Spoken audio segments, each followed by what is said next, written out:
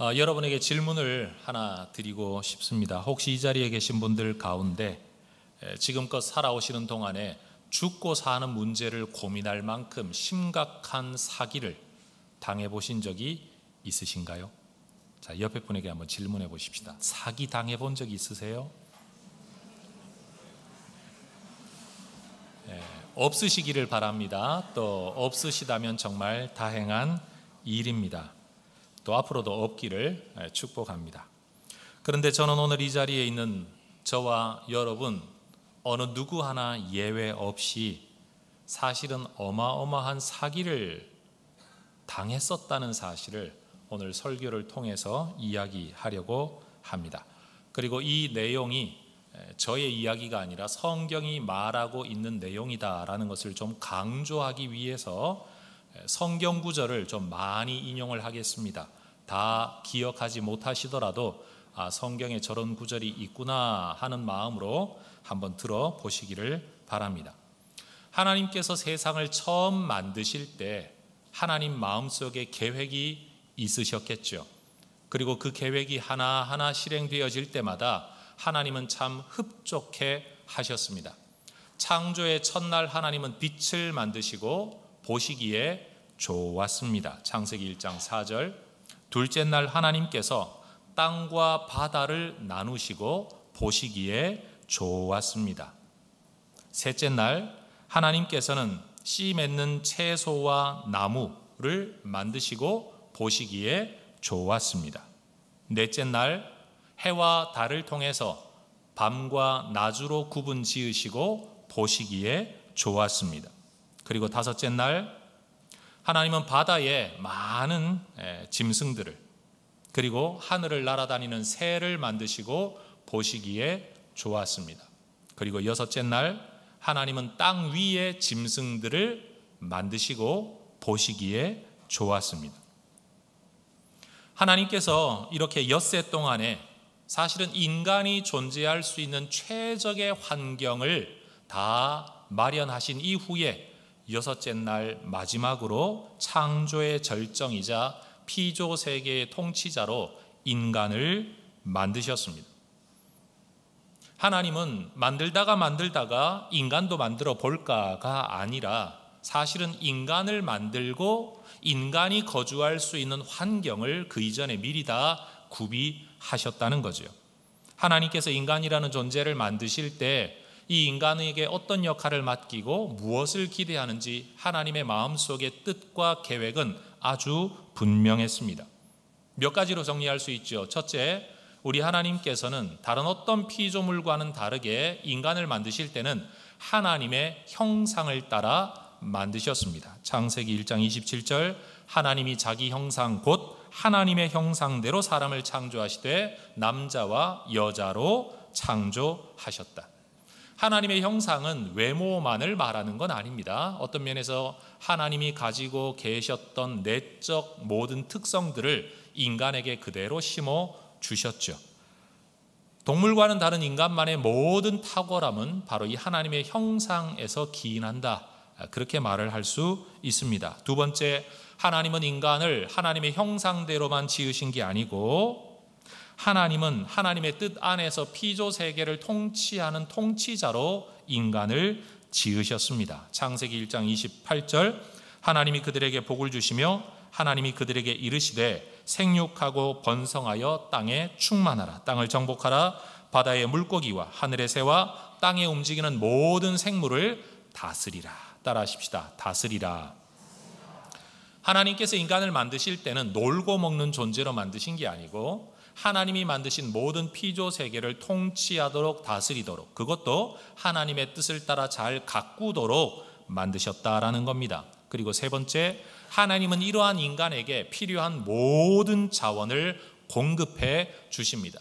인간은 자기 생존을 위해 염려하거나 고민할 필요가 전혀 없었습니다. 모든 필요를 하나님이 채워주셨기 때문입니다. 창세기 1장 29절 하나님이 이르시되 내가 온 지면에 씨 맺는 모든 채소와 씨 가진 열매 맺는 모든 나무를 너희에게 주노니 너희의 먹을거리가 되리라. 모든, 여러분 꼭 기억하십시오. 하나님은 인간에게 주시되 모든 것을 주셨습니다. 그리고 네 번째, 창조의 모든 단계가 끝을 맺고 인간에게 역할을 부여하고 하나님의 의도하신 모든 것이 이루어지고 인간이 하나님의 뜻을 따라 세상을 다스려가는 이 모습을 보실 때 하나님이 그동안은 보시기에 좋았는데 이 마지막 완성의 모습을 보시고는 하나님이 보시기에 심히 좋으셨습니다. 창세기 1장 31절, 하나님이 지으신 그 모든 것을 보시니 보시기에 심히 좋았더라.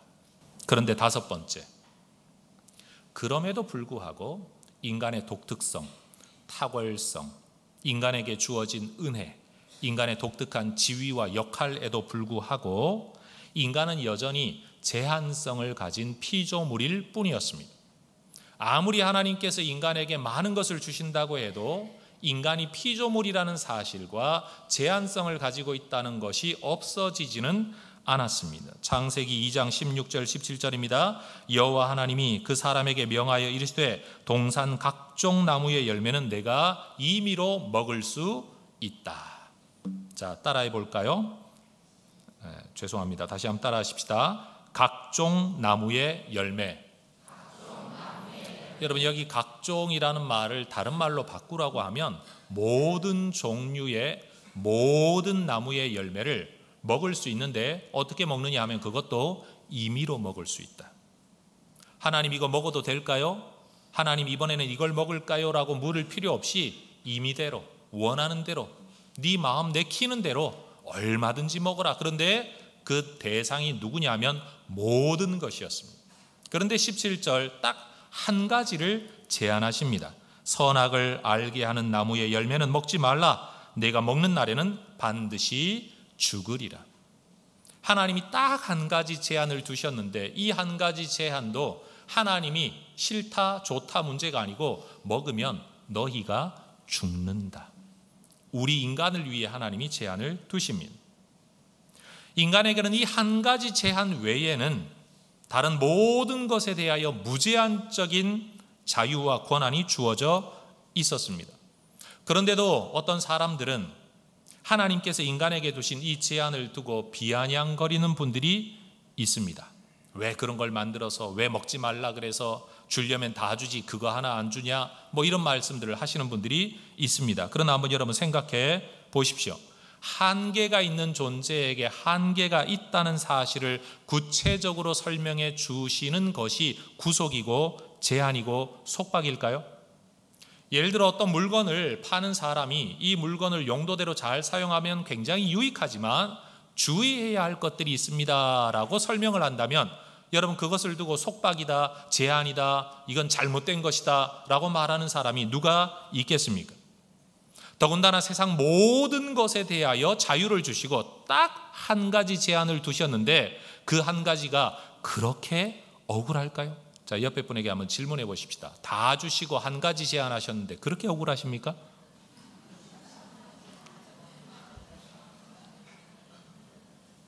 어떤 면에서 보면 하나님께서 인간에게 주신 이 한 가지 제한은 인간으로 하여금 내가 하나님의 피조물이다, 나는 하나님과 교제하고 살아야 할 존재다, 하나님을 기억하고 살아야 된다라는 것을 기억하도록 만든 일종의 결혼 반지와 같습니다.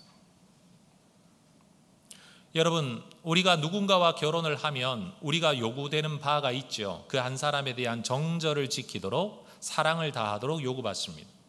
아마 이 세상에 많은 사람들이 그럴지도 모르지만 선악을 알게 하는 나무의 열매를 먹지 말라라는 말씀을 구속이다, 속박이다라고 말하는 사람들은 결혼관계 안에서 배우자에게 정절을 요구하는 것마저도 구속이다, 속박이다라고 말할지도 모르죠. 이 설교를 준비하면서 거의 한 15년, 20년 전쯤 읽었던 책인 것 같은데 책 출판 연도는 93년 책이거든요. 그 책이 하나 기억이 나서 제 넓은 방에 이 책 찾느라고 굉장히 힘들었습니다. 결국은 찾았어요. 그림으로 된 묵상집인데 우찌우라는 저자가 쓴 IVP에서 나온 책인데 영어 제목으로 원래는 Frameworks라는 책입니다. 이 책에 보면 그림과 함께 어떤 문장으로 어떤 주제를 설명하는데 화면을 보여드릴 테니까 여러분 화면을 보면서 거기 있는 자막을 함께 읽어 보도록 하겠습니다. 규칙, 그것은 나를 주저앉게 만들고 내 창의력을 오그라들게 하며 내 상상력을 숨막히게 한다. 꼭 갇힌 것 같고 얽어 매인 것 같다. 망 안에 나비처럼, 웅덩이 안에 고래처럼 나는 숨이 턱턱 막힌다. 담은 끝이 없다. 어딜 가도 있는 담. 뚫고 나가 자유를 얻어야지. 늘 그래야만 했던 것들에 반항을 하는 거야. 이 독재자들로부터 어떻게든 벗어나야 해. 나한테 이래라 저래라 하지 마. 안간힘을 쓰면 쓸수록 사태는 더 나빠지기만 한다. 이제는 지쳐 싸울 힘도 없다. 속에선 분노가 부글부글 끓는다. 그때 하나님의 사랑과 관심이 내게 하나의 비전을 보여주었고 진리를 깨우쳐 주었다. 나는 담 바깥에 서 있었던 것이다. 눈이 뜨이고 깨달음이 찾아왔다. 규칙은 담과 같은 것, 우리를 위험에서 보호해 주려고 있는 것이다. 이와 같이 하나님의 율법도 우리를 영적인 위험, 육체적인 위험에서 지켜주기 위해 있는 것이다. 하나님이 우리에게 주신 것은 모든 것이었습니다.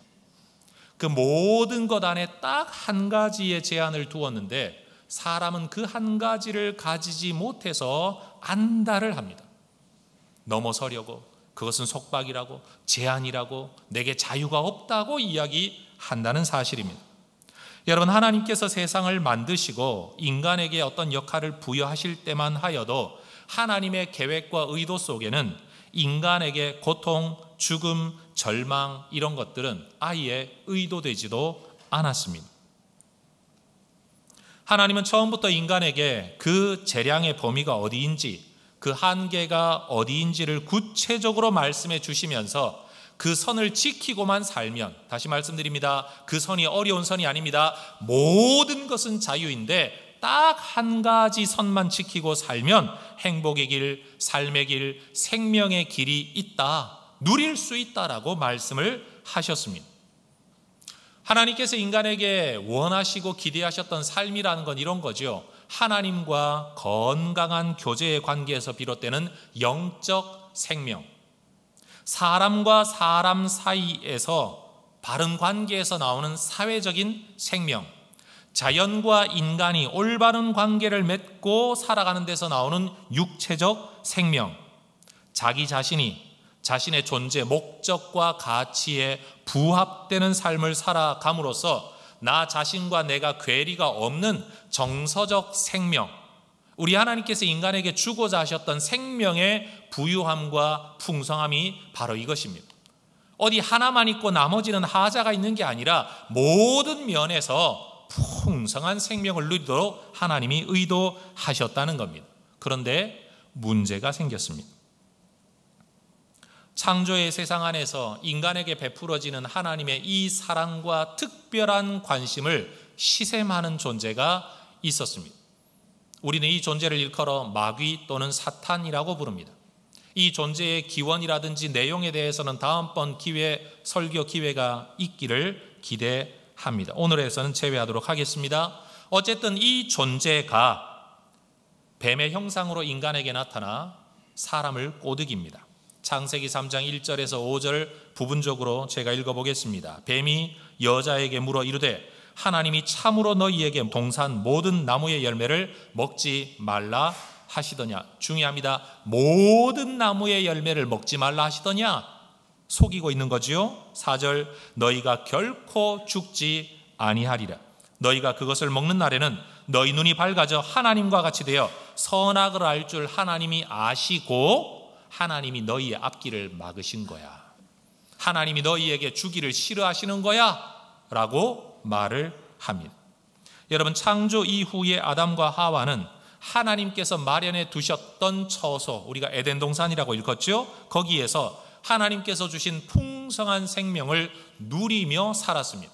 하나님과도 갈등이 없었습니다. 자연 세계와도 아무런 갈등이 없었습니다. 아담과 하와 안에서도 갈등이 없었습니다. 아담과 하와가 자기 자신을 바라보며 부끄러움도 없었고 여러분 어떤 괴리도 없었기 때문에 이때의 삶은 정말 하나님이 의도하신 풍성한 생명 그대로였습니다.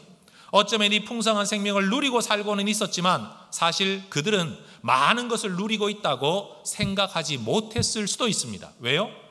중요한 것은 잃어봐야 없다는 걸 알게 되는데 그들은 없어 본 적이 없었기 때문에 당연한 줄 알고 있었다는 사실이죠. 어쨌든 그 풍성한 생명의 삶 안에 살아가는 동안 그동안 그들은 한 번도 하나님의 말씀을 의심해 본 적이 없었습니다. 고민할 이유도 없었습니다. 먹지 말라 한 나무의 열매를 먹고 하자 하는 마음도 없었습니다. 왜요? 지천에 널려 있는 게 내 뜻대로 되는 건데 굳이 그것 하나 때문에 씨름할 이유가 없었다는 거죠. 그게 답답한 일도 아니었습니다. 구속이나 속박이라고 여겨본 적도 없었습니다. 그런데 정말 이상한 건 뱀의 이 이야기를 듣고 나자 세상이 달라 보이기 시작했다는 겁니다. 창세기 3장 6절은 말합니다. 여자가 그 나무를 본즉 먹음직도 하고 보암직도 하고 지혜롭게 할 만큼 탐스럽기도 한 나무이더라. 한 번도 그렇게 보인 적이 없었습니다. 그런데 유혹의 말을 듣고 나자 생각이 달라지고 관점이 달라지자 행동하게 됩니다. 그래서 결국 3장 6절 하반절 여자가 그 열매를 따먹고 자기와 함께 있는 남편에게도 주매 그도 먹었다라고 말합니다. 여러분 창세기에 기록되어져 있는 이 사건의 본질은 과일 하나 먹은 문제가 아닙니다. 이 사건은 하나님의 말씀 듣기를 싫어했다는 것, 하나님을 섬기고 하나님과 교제하며 피조물의 자리에서 살아가기를 싫어하고 내가 하나님이 되어서 어떤 제약도 제한도 없는 존재가 되어 하나님 없이도 살아가고자 했던 인간의 내면적 욕구가 표출된 사건이었다는 겁니다. 우리는 바로 이러한 내면의 욕구를 일컬어 원죄성이라고 말을 합니다. 자, 따라하십시다. 원죄성. 다시요. 원죄성. 그리고 이 행동의 결과는 이러했습니다. 창세기 3장 17절이야 땅은 너로 말미암아 저주를 받고 이전에 없던 일이 일어나는 겁니다. 너는 내 평생에 수고하여야 그 소산을 먹으리라. 18절 땅이 내게 가시덤불과 엉겅퀴를 낼 거다. 예전에는 땅이 나를 거스르지 않았어요. 원하는 대로 모든 것들이 저절로 주어졌는데 이제는 내가 뭘 하려고 해도 그것을 가로막고 제한하는 어떤 현상들이 벌어지게 되었다는 겁니다. 19절 얼굴에 땀을 흘려야 먹을 것을 먹으리니 너는 흙이니 흙으로 돌아갈 것이니라. 여러분 성경 안에 나타나 있는 구절 표현 그대로만 인용하더라도 여러분 하나님 은혜 안에서 살기를 거부하고 하나님처럼 되어 살려는 욕심을 따라 행한 결과로 인간의 삶에는 생명의 부요함이 결핍된 저주, 수고, 가시덤불, 엉겅퀴, 땀 그리고 죽음이라는 것이 인간의 생명 안에 들어오게 되었다는 겁니다. 이제 인간은 생명을 가지고 산다고는 하지만 그것은 손상된 생명입니다. 살기는 살지만 하나님이 의도하셨던 삶이 아닌 것입니다. 산다고는 하지만 사실은 죽어가는 것이죠. 이것이 바로 이 사건입니다. 그래서 사도 바울은 인류의 형편을 일컬어 이렇게 묘사하죠. 에베소서 2장 1절 그는 허물과 죄로 죽었던 너희를 살리셨도다. 다시 말하면 한번 따라해 보시겠습니까? 허물과 죄로 죽었던 나. 바울은 우리의 형편을 두고 이렇게 말을 하는 겁니다. 허물과 죄 때문에 죽었던 너희 존재. 아마 이 자리에 계신 분들 가운데 어떤 분은 이렇게 생각하시겠죠. 죽긴 뭘 죽어. 이렇게 멀쩡히 살아있는데. 솔직히 말하면 저도 아담의 그 속성과 원죄성이 어떻게 내게까지 전해져 오는지는 저도 모릅니다. 피 속에 들어있는 건지 DNA 속에 들어있는 건지 어떻게 내게 오는지 저는 모르겠습니다. 그러나 이건 분명히 알고 있습니다.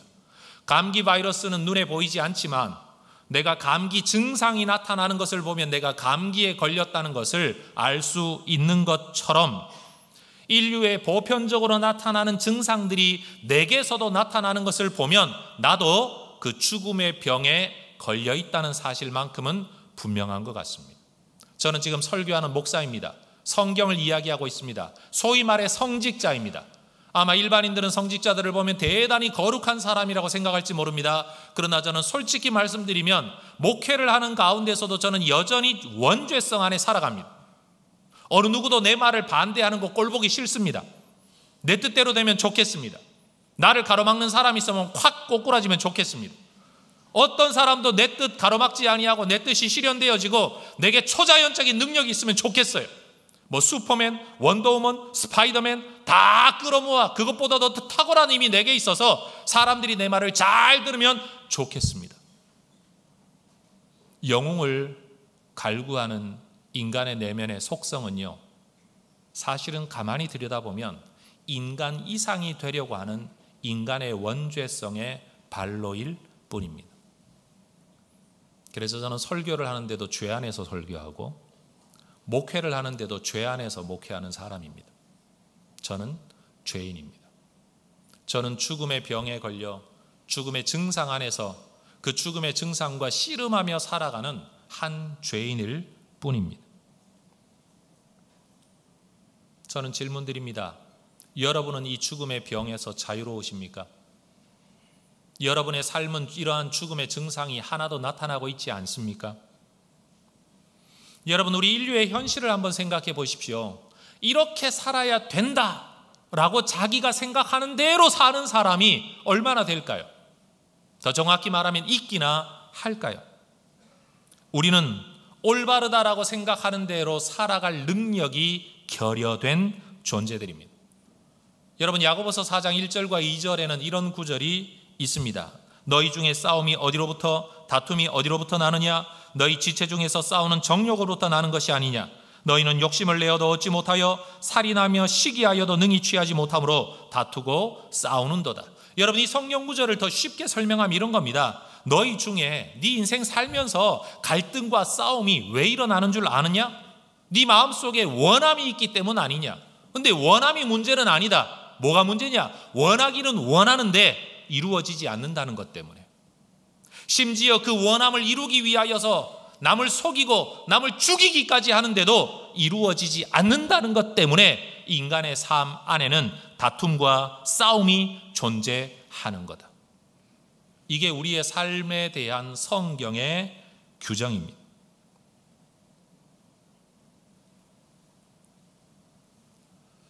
정말 멋지게 살아보고 싶은데 그게 잘 안 되죠.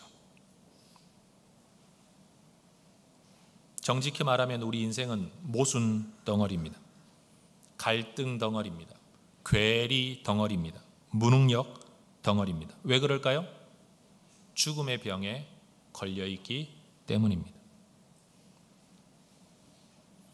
여러분, 누차 말씀을 드렸지만 철학을 깊이 들어가면 그 마지막이 어디일까요? 허무주의입니다. 예술에 대하여 깊이 들어가면 들어갈수록 마지막 어디에 도달할까요? 허무주의입니다. 인류 역사 안에서 철학, 예술과 같은 분야에 그냥 기술 정도가 아니라 본질에 대하여 깊이 연구한 사람들일수록, 특별히 그들이 탁월한 천재라는 말을 들은 사람들일수록 그들의 마지막을 보면요, 자살로 끝나는 경우가 많습니다. 왜냐하면 답이 없기 때문입니다. 해결책이 없기 때문입니다. 그게 바로 우리가 죽음의 병에 걸려 있다라는 증거라는 거죠. 혹 어떤 사람들은 인류가 걸린 이 죽음의 병을 종교가 치유할 수 있다라고 이야기를 합니다. 그러나 저는 헛소리라고 말하고 싶습니다. 인간, 죽음의 병에 걸려 있는 인간이 만들어내고 고안해낸 종교가 여러분 어떻게 죽음의 병을 치유할 수 있습니까? 죽음의 병에 걸려있는 인류가 만들어낸 종교는 결국 그 종교 자체도 죽음의 병에 걸려 있을 수밖에 없는 겁니다. 이 세상의 모든 종교를 여러분 한번 생각해 보십시오. 고상한 것 같고 거룩한 것 같고 이것이 이 종교성이야말로 인간이 모든 피조 세계와 다른 탁월함이다, 독특함이다 라고 이야기를 하지만 결국 그 종교를 통해 인간이 기대하는 거라는 건 인간의 한계를 넘어서고 싶고 죽음의 병에서 자유롭고 싶은데 여전히 힘을 원하죠. 절대자를 원하죠. 사실은 그런 신의 존재와 교제한다, 그 신을 경배하겠다라는 의도가 아니라 경배를 통해 내가 원하는 걸 얻어내겠다. 원하는 게 뭐지요? 죽음의 병에서 노연하겠다, 자유로워지겠다. 그런데 그렇게 되어진 존재 아무도 없습니다. 신앙이 거룩하다라고 이야기하지만 그 신앙의 근본을 들여다보면 전부 다 욕심이 자리 잡고 있습니다. 사실 남을 위해 종교 가지는 사람 아무도 없습니다. 자기를 위해 종교를 가지죠. 그런 면에서 종교 자체가 아무리 거룩하다고 해도 알고 보면 이기적인 것 아닙니까?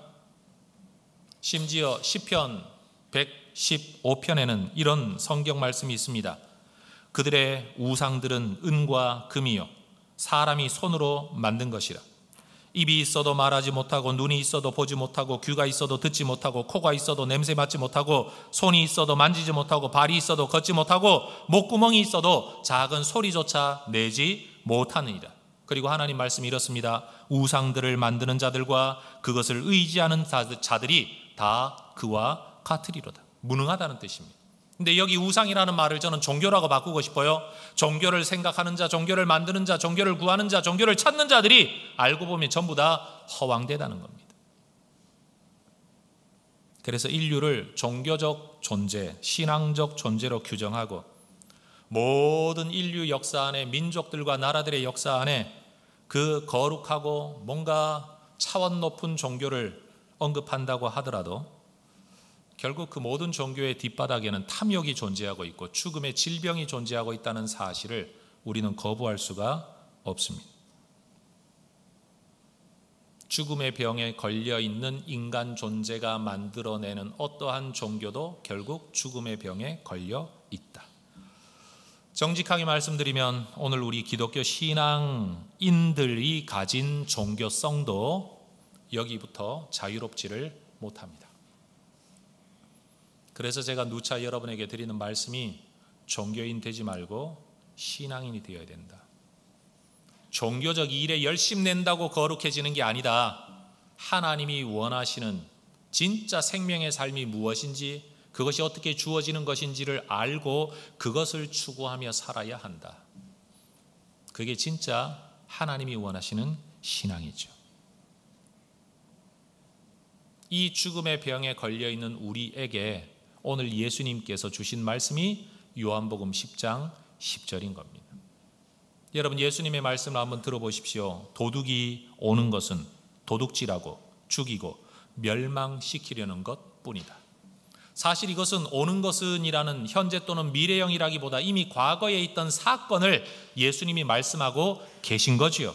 도둑질하고 죽이고 생명을 빼앗아 멸망시키려고 도둑이 왔었다.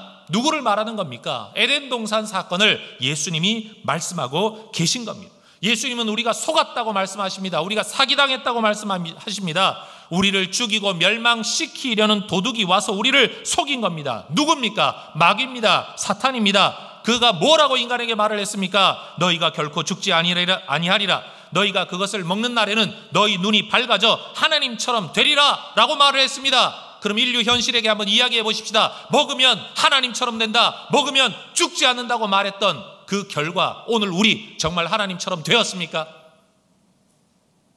우리는 정말 죽지 않았습니까?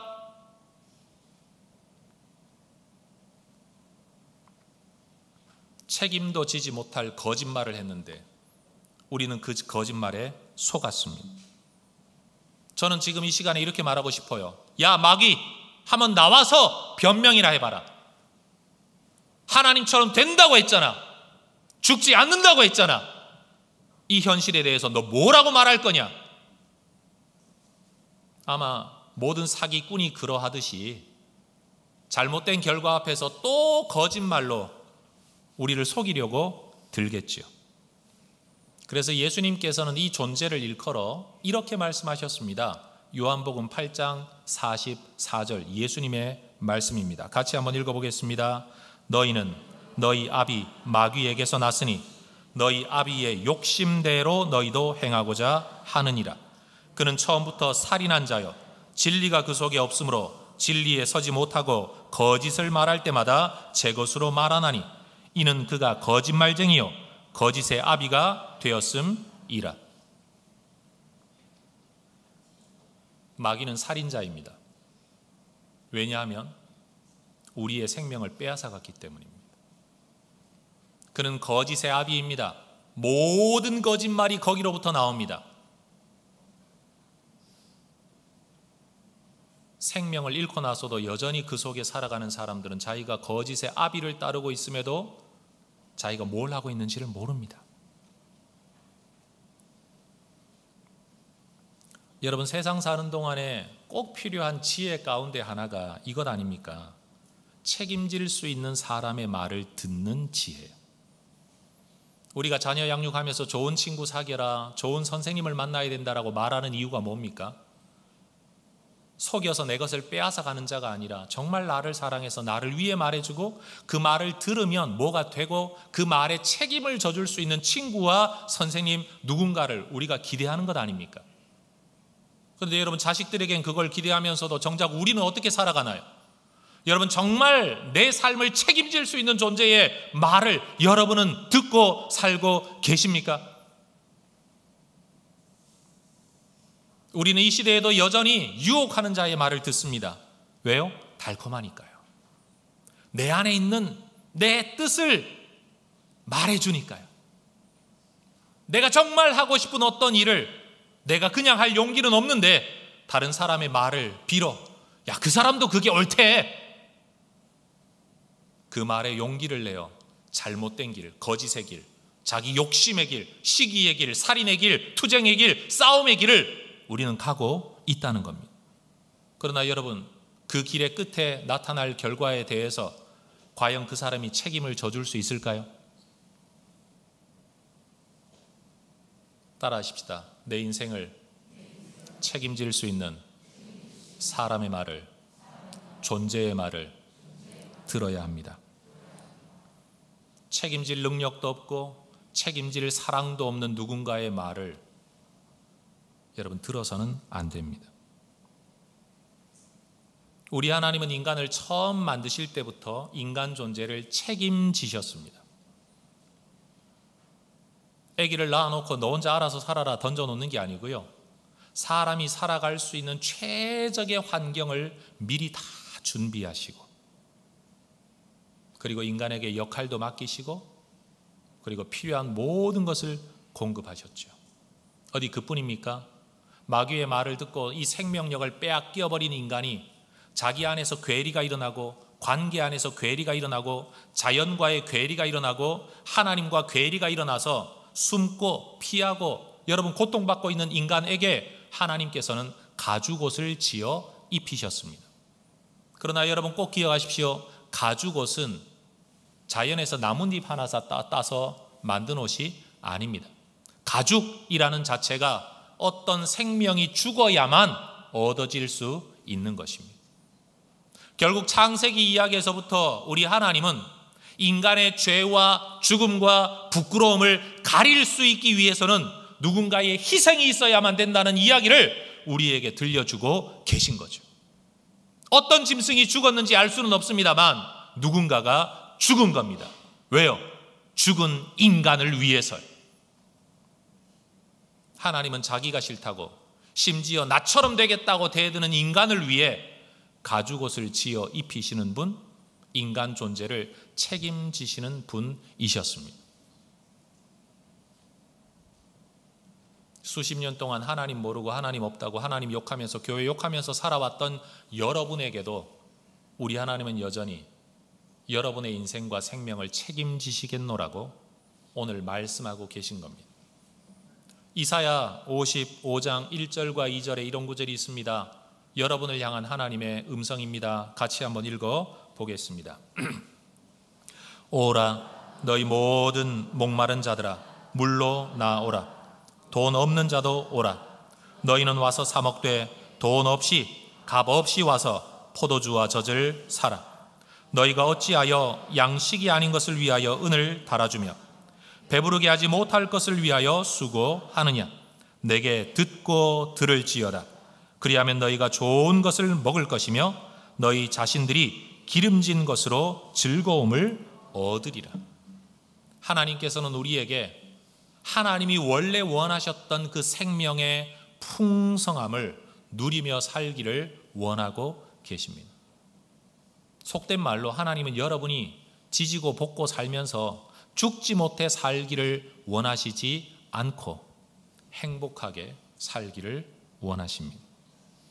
여러분, 죽음이 무엇입니까? 죽음은 심장이 멎고 호흡이 그친 것, 그건 의학적 진단이고요. 다르게 표현하면 생명이 생명으로 제 기능을 못하는 상태가 죽음이죠.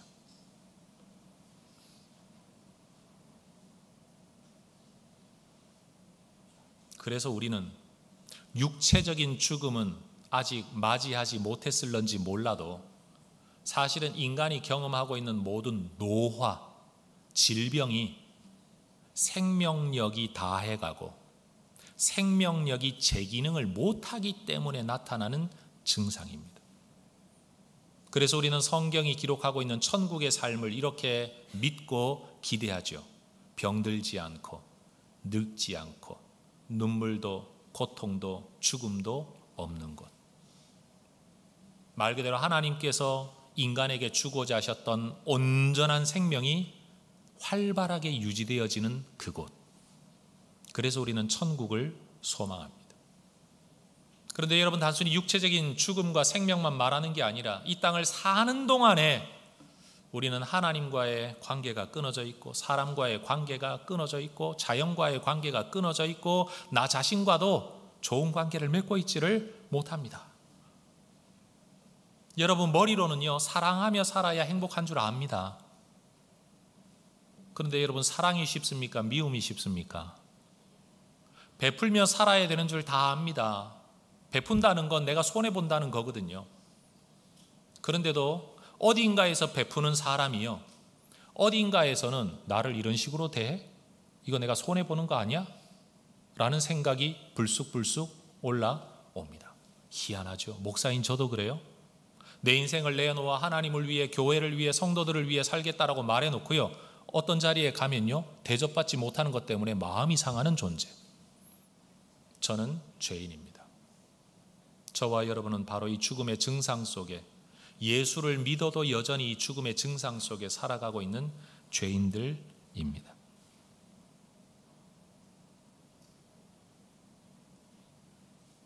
오늘 예수님께서는 우리에게 이렇게 말씀하십니다. 요한복음 10장 10절의 후반절입니다. 여러분, 이 구절을 전체 다시 한번 읽어볼까요? 자, 시작. 도둑이 오는 것은 도둑질하고 죽이고 멸망시키려는 것뿐이요 내가 온 것은 양으로 생명을 얻게 하고 더 풍성히 얻게 하려는 것이라. 누군가의 거짓말 때문에 잃어버린 손상 입은 생명을 우리 예수님은 풍성하게 되돌려 주시겠다고 이 땅에 오셨습니다. 그래서 성경은 예수님을 일컬어 두 번째 아담이다 라고 별명을 지어 주시죠. 여러분, 예수님을 믿고 살아가게 되면 여러분, 우리가 죽음에서부터 이 땅에서는 완전히 자유로워지진 않지만 이 땅에서의 죽음이 끝은 아닙니다. 예수 믿고 살아도 인간관계에 어려움을 겪고요, 여전히 손상 입은 자연이 특별히 달라지는 건 아닙니다. 그렇지만 예수 믿고 살면 세상이 어떻게 되어야 되는지, 관계는 어떻게 되어야 되는지, 하나님의 뜻대로 살면서 풍성한 생명이 무엇인지는 최소한 알게 되고, 그리고 특별히 예수를 믿게 되면 내게는 생명력에 제한이 있는데 이 생명력을 도와주실 변호사, 보혜사, 성령님이 우리에게 주어져서 죽음의 증상 안에서만 살아가던 존재가 아니라 죽음의 증상 안에 있지만 죽음의 증상을 넘어설 수 있는 가능성과 힘이 우리에게 공급된다고 성경은 이야기를 합니다. 저는 이 자리에 있는 저와 여러분 모두가 바로 이 풍성한 생명을 가슴에 담고 꿈꾸며 그 길이신 예수님을 믿고 우리의 신앙생활을 살아갈 수 있기를 주의 이름으로 축원합니다. 성도 여러분, 교회 안에서 저는 정말 전도가 필요하다는 생각을 뼈저리게 합니다. 교회 다니는데 뭔 전도입니까 하지만 교회 안에서도 여전히 죽음의 증상 속에 살아가는 사람들, 하나님을 이야기하지 아니하고 제 것으로 말하는 자, 거짓말을 말하는 자들이 교회 안에 무지 많습니다. 자, 옆에 분에게 이렇게 인사하십시다. 교회 다니는 사람 조심하세요.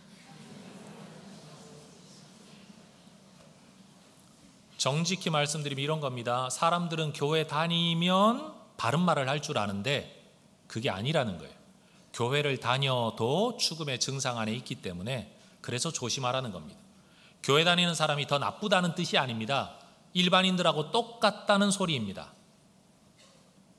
그런데 그 사람이 제 것으로 말하지 아니하고 하나님의 것을 말한다면 그건 생명의 말씀이 될 수 있지만 인간 안에 나오는 제 것은 전부 거짓말이고 속이는 말이고 죽음의 증상의 말입니다.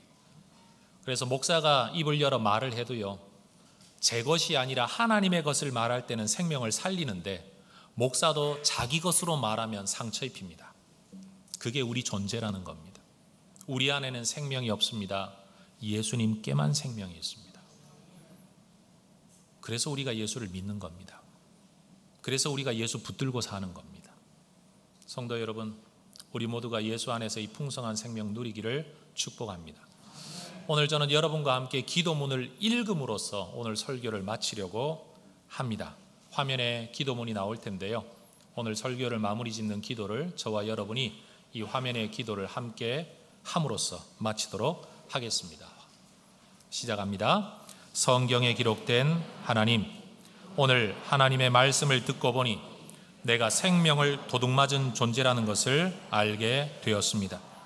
올바르게 살아보려고 아무리 애써도 그렇게 살지 못했던 것이 제가 죽음의 병에 걸려 있었기 때문이라는 것을 알게 되었습니다. 저를 힘들게 하고 남을 힘들게 했던, 제가 원치도 않았던 여러 모습들이 죽음의 증상이었음을 알게 되었습니다. 마귀 때문에 도둑맞은 생명을 예수님 안에서 되찾아 이제 예수님께서 약속하신 풍성한 생명을 누리며 살아가기를 소망합니다.